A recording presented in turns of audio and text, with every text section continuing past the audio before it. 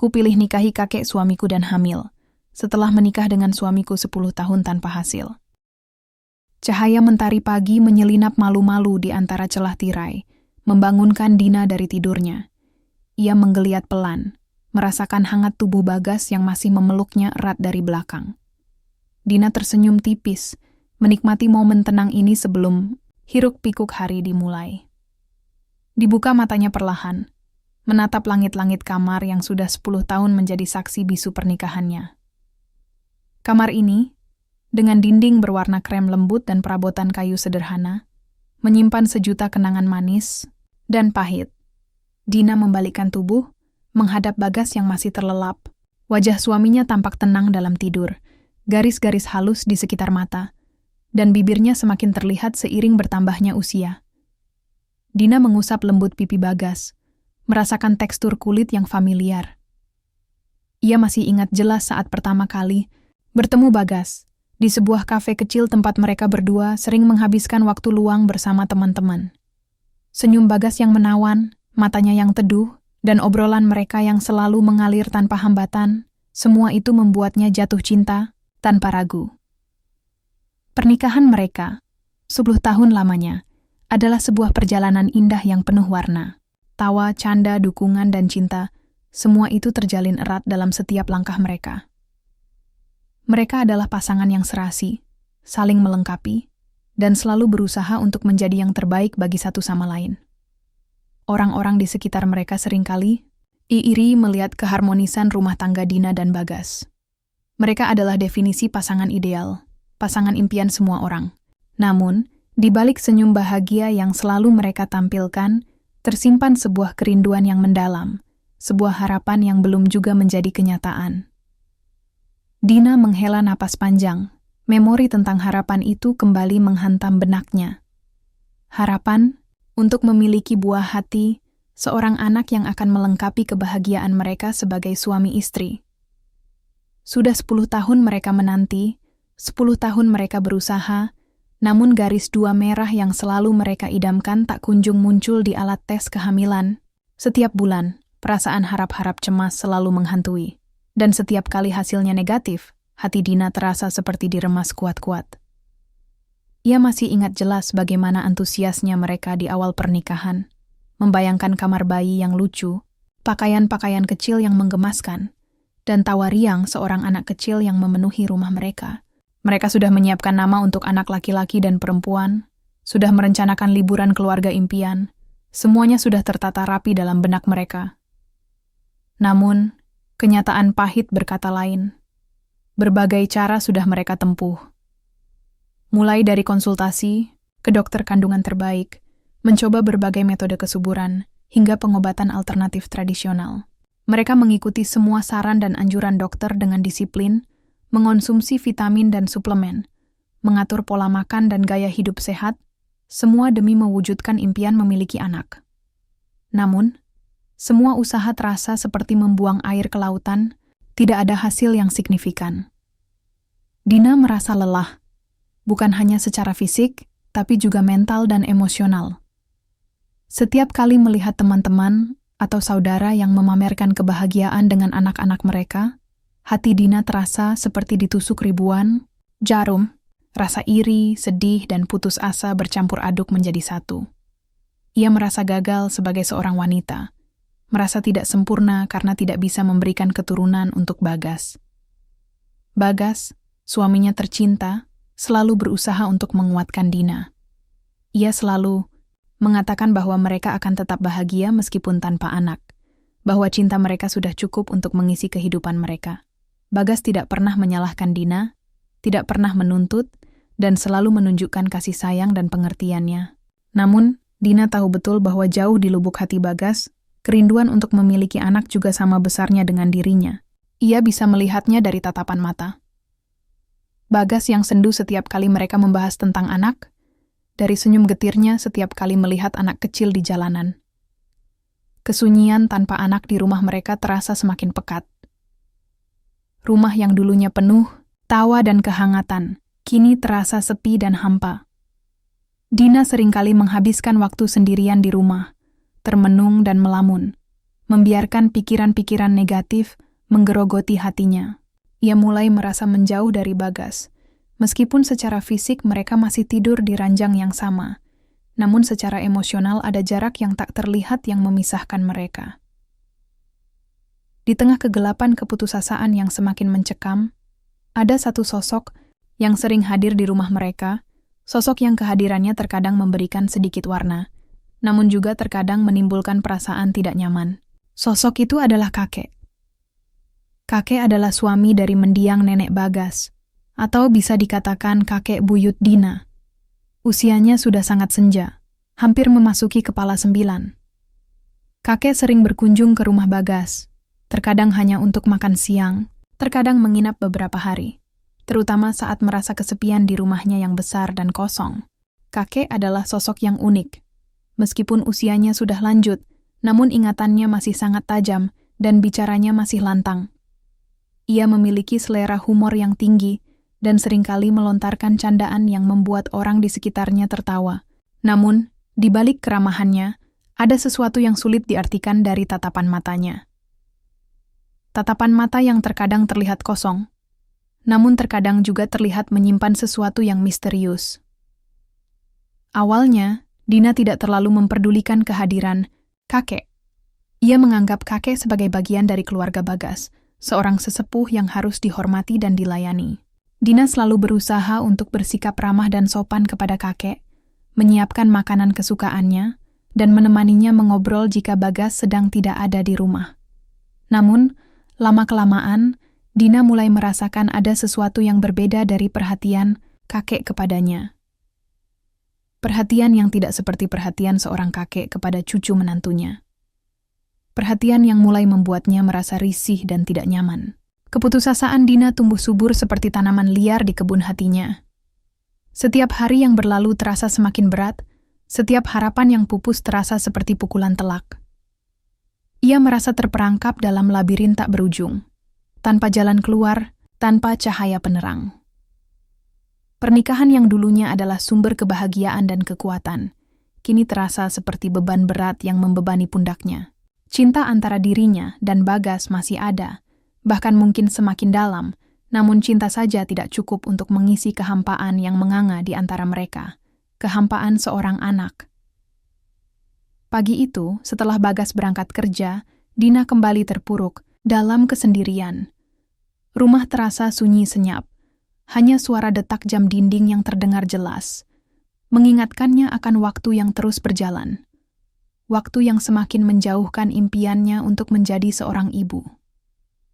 Ia berjalan gontai menuju dapur, membuat secangkir kopi hangat, mencoba mencari sedikit kehangatan di tengah kekosongan jiwanya. Sambil menyesap kopi, Dina menatap keluar jendela. Halaman rumah tampak asri dengan bunga-bunga yang bermekaran. Anak-anak kecil dari tetangga sedang bermain riang di taman seberang jalan. Tawa dan teriakan mereka terdengar ceria, menusuk relung hati Dina yang terluka. Air mata mulai menggenang di pelupuk mata Dina. Setetes demi setetes jatuh membasahi pipinya. Ia tidak bisa lagi menahan kesedihan yang memuncak. Isak tangisnya pecah, membelah kesunyian rumah.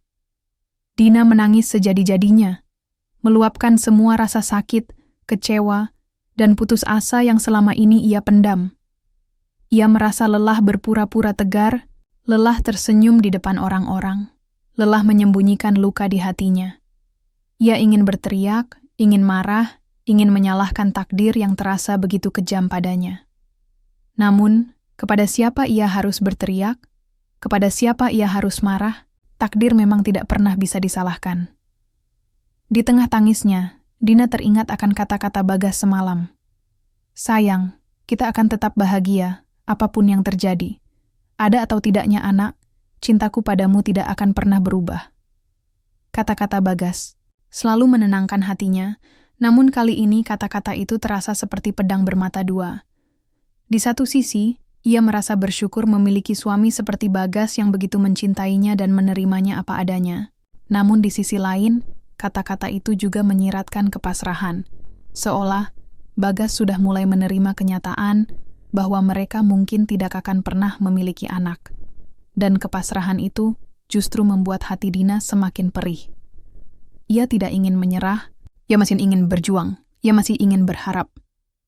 Beberapa hari kemudian, kakek datang berkunjung. Seperti biasa, kedatangan kakek selalu disambut hangat oleh Dina dan Bagas. Mereka menyiapkan makan siang istimewa untuk kakek, menemaninya mengobrol, dan berusaha membuat kakek merasa nyaman. Awalnya, semuanya berjalan seperti biasa. Kakek bercerita tentang masa lalunya, tentang pengalamannya bekerja, tentang cucu-cucu lainnya. Dina dan Bagas mendengarkan dengan penuh perhatian, sesekali tertawa mendengar lelucon kakek. Namun, seiring berjalannya waktu, Dina mulai merasakan ada yang berbeda dari sikap kakek hari itu. Kakek lebih sering menatapnya, tatapannya terasa lebih intens dari biasanya. Saat Dina sedang menyiapkan minuman di dapur, ia merasa diperhatikan dari belakang. Ketika ia menoleh, kakek sedang menatapnya dengan senyum tipis di bibirnya. Dina berusaha untuk tidak terlalu memikirkannya. Mungkin hanya perasaannya saja. Saat makan siang, kakek tiba-tiba memuji Dina. "Dina, kamu semakin cantik saja. Bagas beruntung sekali memiliki istri sepertimu." Pujian itu sebenarnya biasa saja. Namun entah mengapa kali ini pujian itu terasa berbeda di telinga Dina. Ada nada yang sedikit aneh, sedikit menggelitik, dan sedikit tidak nyaman. Dina hanya tersenyum canggung dan mengucapkan terima kasih. Setelah makan siang, Bagas harus pergi keluar sebentar untuk urusan pekerjaan. Dina tinggal berdua dengan kakek di ruang tamu. Suasana menjadi sedikit hening dan canggung. Kakek tiba-tiba memulai percakapan yang membuat Dina terkejut. "Dina, kakek perhatikan kamu akhir-akhir ini terlihat kurang bahagia. Ada masalah?" Pertanyaan kakek terdengar perhatian, namun entah mengapa Dina merasa tidak nyaman untuk menjawabnya. Ia hanya menggelengkan kepala dan tersenyum tipis. "Tidak apa-apa, Kek, Dina baik-baik saja," ucap Dina berusaha meyakinkan. Namun, kakek tidak berhenti di situ. Ia justru mendekatkan kursi rodanya ke arah Dina, menatapnya dengan tatapan yang sulit diartikan. "Jangan berbohong pada kakek, Dina. Kakek bisa melihat kesedihan di mata kamu. Kamu pasti sedang memikirkan masalah anak, kan?" Pertanyaan kakek kali ini benar-benar membuat Dina terkejut. Bagaimana kakek bisa tahu? Apakah kesedihannya begitu terlihat jelas?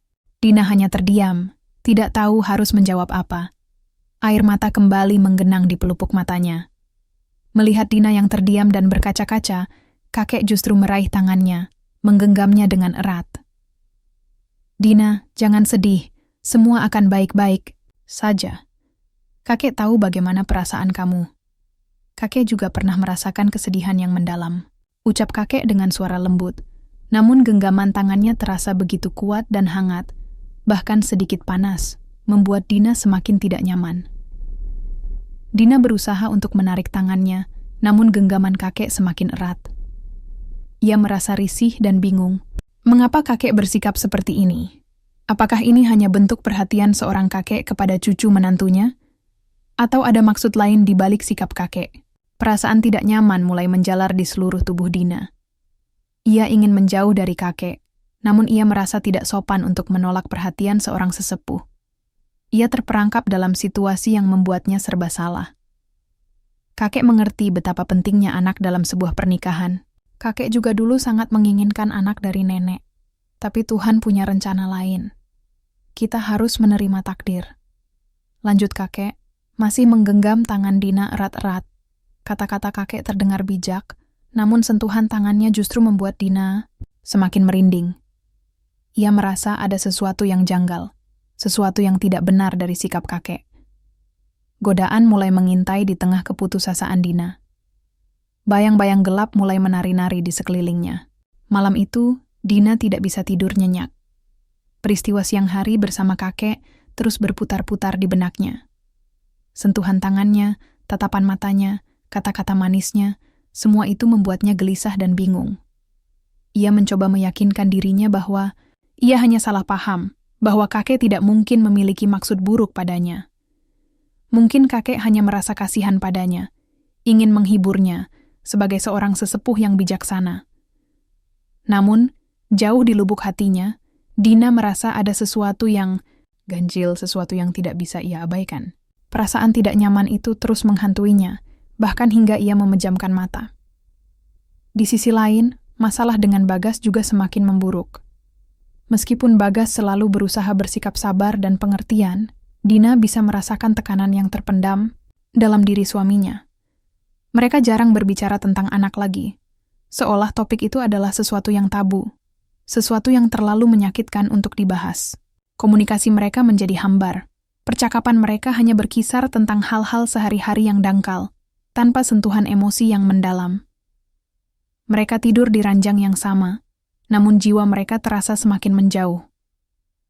Suatu malam, saat makan, malam berlangsung hening seperti biasanya, Dina memberanikan diri untuk membuka suara. "Bagas, apa kamu masih menginginkan anak?" Pertanyaan itu terlontar dengan susah payah, seperti ada batu besar yang mengganjal di tenggorokannya. Bagas terdiam sejenak, menghentikan kunyahannya, dan menatap Dina dengan tatapan sendu. "Tentu saja sayang, siapa yang tidak ingin punya anak? Tapi mungkin memang belum rezeki kita," jawab Bagas dengan suara lirih, nyaris berbisik. Jawaban Bagas membuat hati Dina semakin hancur. Belum rezeki kita? Apakah hanya itu yang bisa ia katakan setelah 10 tahun penantian? Apakah ia sudah menyerah? Apakah ia sudah pasrah dengan keadaan? Dina merasa marah, kecewa, dan putus asa bercampur aduk menjadi satu. Belum rezeki? Bagas, kita sudah berusaha 10 tahun. Semua cara sudah kita coba. Sampai kapan kita harus menunggu rezeki itu datang? Sampai kita tua dan tidak mungkin punya anak lagi? Ucap Dina dengan suara meninggi, emosinya meluap tak terkendali. Bagas terkejut mendengar nada bicara Dina yang meninggi. Ia menaruh sendok dan garpunya, menatap Dina dengan wajah terluka. "Dina, jangan bicara seperti itu. Aku tahu kamu sedang emosi, tapi jangan menyalahkan takdir. Kita sudah berusaha semampu kita. Kalau memang belum dikasih, ya mau bagaimana lagi?" Jawab Bagas dengan suara yang juga mulai meninggi, menunjukkan kekesalan yang selama ini ia pendam. "Tidak bisa. Aku tidak bisa menerima ini. Aku ingin punya anak, Bagas. Aku ingin merasakan jadi seorang ibu. Apa kamu tidak mengerti perasaanku?" teriak Dina. Air mata mulai membanjiri wajahnya. Ia berdiri dari kursi, menatap Bagas dengan tatapan penuh amarah dan keputusasaan. Mungkin kita memang tidak ditakdirkan untuk bersama. Mungkin aku harus mencari kebahagiaanku sendiri, tanpa kamu. Kata-kata itu meluncur begitu saja dari bibir Dina, kata-kata yang sebenarnya tidak pernah ia pikirkan sebelumnya, kata-kata yang keluar dari lubuk hati yang paling dalam, dari keputusasaan yang sudah mencapai puncaknya. Bagas terkejut mendengar kata-kata Dina. Wajahnya pucat pasi, matanya membulat menatap Dina. "Dina, apa yang kamu katakan? Jangan bicara yang tidak-tidak. Kita bisa bicarakan ini baik-baik." Ucap Bagas berusaha menenangkan Dina, meskipun suaranya terdengar gemetar. Namun, Dina sudah tidak bisa lagi menahan emosinya. Ia merasa hatinya sudah terlalu sakit, terlalu lelah, terlalu penuh dengan keputusasaan. Ia menggelengkan kepala dengan air mata yang terus mengalir deras. "Tidak ada lagi yang perlu dibicarakan, Bagas. Aku sudah memutuskan. Aku ingin bercerai." Keputusan itu terucap, membelah keheningan malam, mengguncang rumah tangga yang selama ini tampak harmonis. Bagas terdiam membeku, tidak bisa berkata apa-apa. Ia hanya menatap Dina dengan tatapan kosong, tatapan yang penuh dengan rasa sakit, kecewa, dan tidak percaya. Malam itu, mimpi indah pernikahan 10 tahun mereka hancur berkeping-keping. Beberapa minggu setelah pertengkaran hebat itu, Dina dan Bagas resmi bercerai. Proses perceraian berjalan cepat dan lancar, karena keduanya sepakat untuk berpisah secara baik-baik. Tidak ada pertengkaran, tidak ada perebutan harta gono gini. Yang ada hanya kesedihan dan kekecewaan yang mendalam. Dina meninggalkan rumah yang selama 10 tahun menjadi saksi bisu cinta mereka, membawa serta kepingan-kepingan hati yang hancur. Ia pindah ke sebuah apartemen kecil di pusat kota, mencoba memulai hidup baru, meskipun hatinya terasa kosong dan hampa. Setelah bercerai, Dina merasa semakin terpuruk. Ia merasa gagal sebagai seorang istri, gagal sebagai seorang wanita. Keputusasaan dan kesepian semakin mencengkeram jiwanya. Ia seringkali menghabiskan waktu sendirian di apartemen, menangis dan meratapi nasibnya. Teman-teman dan keluarganya berusaha untuk menghibur dan menguatkan Dina, namun tidak ada yang benar-benar bisa memahami rasa sakit yang ia rasakan. Di tengah keterpurukannya, kakek kembali hadir dalam hidup Dina. Setelah perceraian, Dina dengan Bagas, kakek semakin sering menghubungi Dina, menanyakan kabarnya, mengajaknya makan siang atau makan malam. Awalnya, Dina merasa risih dan tidak nyaman dengan perhatian kakek. Namun, lama-kelamaan, ia mulai terbiasa dengan kehadiran kakek. Kakek selalu bersikap baik dan perhatian padanya, selalu memberikan kata-kata manis dan pujian yang membuat Dina merasa sedikit lebih baik. Kakek seringkali bercerita tentang pengalaman hidupnya, tentang kesepian di usia senja, tentang kerinduannya akan kasih sayang dan perhatian. Ia menceritakan bahwa ia merasa sangat kesepian setelah nenek meninggal, dan bahwa ia merasa Dina adalah satu-satunya orang yang benar-benar memahaminya dan peduli padanya. Kata-kata kakek, yang awalnya terasa aneh dan tidak nyaman, lama-kelamaan mulai terdengar seperti rayuan yang memabukkan. Di tengah kehampaan hatinya, Dina mulai merasa sedikit terhibur dengan perhatian kakek. Suatu malam, saat Dina dan kakek sedang makan malam di sebuah restoran mewah, kakek tiba-tiba menggenggam tangan Dina, menatapnya dengan tatapan yang sangat dalam dan penuh arti. Dina, kakek tahu kamu sedang terluka dan kesepian. Kakek juga merasakan hal yang sama. Kakek sebenarnya sudah lama memperhatikan kamu. Kakek kagum dengan kecantikan dan kebaikan hati kamu. Kakek mencintai kamu, Dina. Pengakuan cinta kakek membuat Dina terkejut dan bingung. Ia tidak pernah menyangka bahwa kakek, seorang pria tua yang sudah hampir berusia 90 tahun, bisa memiliki perasaan cinta padanya. Namun, di tengah kebingungannya, ada sesuatu dalam diri Dina yang merasa terusik dengan pengakuan cinta kakek. Mungkin karena keputusasaan, mungkin karena kesepian, mungkin karena rayuan kakek yang begitu memabukkan, Dina mulai mempertimbangkan kemungkinan yang sangat kontroversial. Sebuah kemungkinan yang tidak pernah terlintas dalam benaknya sebelumnya. Sebuah kemungkinan yang akan mengubah jalan hidupnya secara drastis. Sebuah kemungkinan untuk menikah dengan kakek. Pengakuan cinta kakek menggantung di udara, memenuhi ruangan dengan keheningan yang tegang. Dina terdiam membeku, otaknya terasa kosong, tidak mampu mencerna kata-kata yang baru saja ia dengar. Kakek mencintai aku. Kalimat itu berputar-putar di benaknya. Terasa seperti mimpi buruk yang menjadi kenyataan. Ia menatap wajah tua kakek, mencari tanda-tanda kebohongan atau lelucon, namun yang ia temukan hanyalah ketulusan dan kesungguhan yang terpancar dari mata keriput itu. Dalam kondisi emosi yang campur aduk, Dina menarik tangannya dari genggaman. Kakek mundur sedikit menjauh dan menatap kakek dengan tatapan bingung dan sedikit takut. Kakek, apa yang kakek katakan? Ini tidak mungkin. Kakek adalah kakeknya Bagas. Ini tidak benar. Ucap Dina dengan suara gemetar, berusaha menyangkal kenyataan yang baru saja terpampang di hadapannya. Kakek menghela napas panjang, terlihat sedikit kecewa dengan reaksi Dina. Namun, ia tetap berusaha untuk menjelaskan perasaannya dengan lembut dan sabar. Dina, kakek tahu ini sulit untuk kamu terima. Kakek juga tidak pernah membayangkan akan jatuh cinta pada wanita yang jauh lebih muda dari kakek. Tapi, hati tidak bisa memilih, Dina. Perasaan ini datang begitu saja, dan kakek tidak bisa menahannya. Kakek benar-benar mencintai kamu, Dina.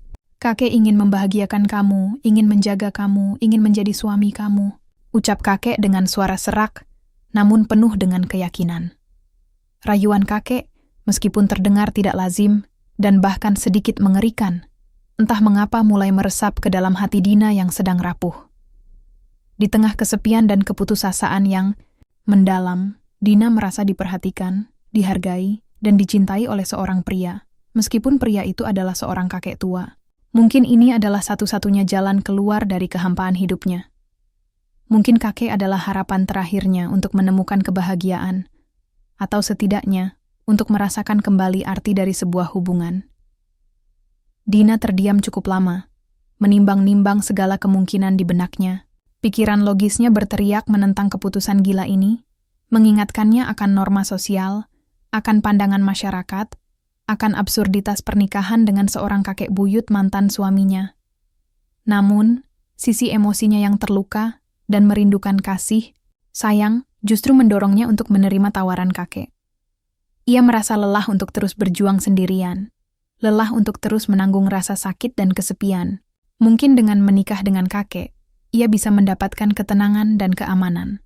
Meskipun itu adalah kebahagiaan yang semu dan tidak lazim. Setelah pergolakan batin yang panjang, Dina akhirnya membuat keputusan yang mengejutkan. Keputusan yang akan mengubah jalan hidupnya secara drastis. Ia mengangguk pelan, menatap kakek dengan tatapan kosong, dan berbisik lirih. "Baiklah, Kek. Aku akan menikah dengan kakek." Jawaban Dina disambut dengan senyum bahagia dari kakek. Mata tuanya berbinar-binar, memancarkan kebahagiaan yang luar biasa. Ia kembali meraih tangan Dina, menggenggamnya erat-erat, dan mencium punggung tangannya dengan penuh rasa syukur. Pernikahan Dina dan kakek berlangsung sederhana dan tertutup, hanya dihadiri oleh beberapa kerabat dekat dan teman-teman, kakek yang sudah lanjut usia. Tidak ada pesta mewah, tidak ada gaun pengantin yang indah, tidak ada sorak-sorai kebahagiaan. Yang ada hanyalah keheningan, kejanggalan, dan tatapan penuh tanya dari orang-orang sekitar. Dina mengenakan gaun putih sederhana. Wajahnya pucat pasi, tanpa riasan, tanpa senyum. Ia berjalan menuju altar dengan langkah gontai, seperti robot yang dikendalikan oleh takdir. Setelah resmi menjadi istri kakek, Dina pindah ke rumah besar kakek yang mewah, namun terasa dingin dan sepi. Ia mencoba untuk beradaptasi dengan kehidupan barunya, menjadi istri dari seorang pria tua yang usianya terpaut jauh darinya. Hubungan mereka canggung dan aneh. Kakek memperlakukan Dina dengan sangat baik dan penuh perhatian, memenuhi semua keinginannya, memanjakannya dengan kemewahan dan hadiah-hadiah mahal. Namun, tidak ada kehangatan, tidak ada keintiman, tidak ada cinta yang membara di antara mereka. Mereka tidur di ranjang yang sama, namun terpisah oleh jurang usia dan perbedaan generasi yang terlalu lebar. Beberapa minggu berlalu dalam keheningan dan kejanggalan. Dina mulai merasa jenuh dan menyesali keputusannya. Pernikahan dengan kakek tidak memberikan kebahagiaan yang ia harapkan, justru membuatnya semakin terasing dan kesepian. Ia merasa terperangkap dalam sangkar emas, hidup dalam kemewahan, namun tanpa kebebasan dan kehangatan hati. Suatu pagi, Dina merasa mual dan pusing. Awalnya ia mengira hanya masuk angin biasa, namun rasa mual itu terus berlanjut hingga beberapa hari. Ia memutuskan untuk membeli alat tes kehamilan di apotek terdekat, iseng-iseng saja, tanpa harapan yang berarti. Setelah mengikuti petunjuk penggunaan, Dina menunggu dengan jantung berdebar. Beberapa saat kemudian, matanya terbelalak, mulutnya ternganga. Ia tidak percaya dengan apa yang dilihatnya. 2 garis merah terpampang jelas di alat tes kehamilan itu. Positif. Ia hamil. Keajaiban yang tak terduga. Keajaiban yang selama 10 tahun ia impikan, namun tak kunjung datang. Kini terjadi di saat yang paling tidak terduga, di pernikahan yang paling tidak lazim. Dina hamil anak kakek. Ironi takdir. Benar-benar luar biasa. Setelah 10 tahun menikah dengan Bagas tanpa hasil, ia justru hamil setelah menikah dengan seorang kakek tua. Perasaan bahagia, terkejut, bingung, dan tidak percaya bercampur aduk menjadi satu.